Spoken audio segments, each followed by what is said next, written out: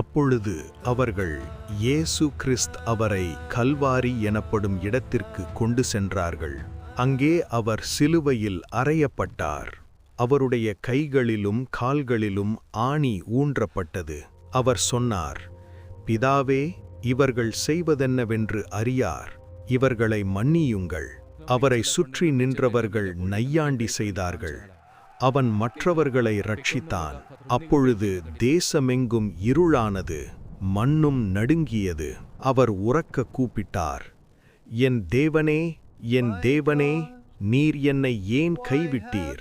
சில நேரம் கழித்து அவர் சொன்னார், முடிந்தது. பிதாவே, என் ஆவியை உம்முடைய கைகளில் ஒப்புக்கொடுக்கிறேன். அப்பொழுது ஆலயத் திரை கிழிந்தது, பூமி நடுங்கியது. அதை கண்ட நூற்றுவர் சொன்னான், இந்த மனிதன் உண்மையாக தேவனுடைய குமாரன். இவ்வாறே அவர் மரித்தார். ஆனால் அவரது தியாகம் உலகத்திற்கு இரட்சிப்பாயிற்று. Truly, this man was the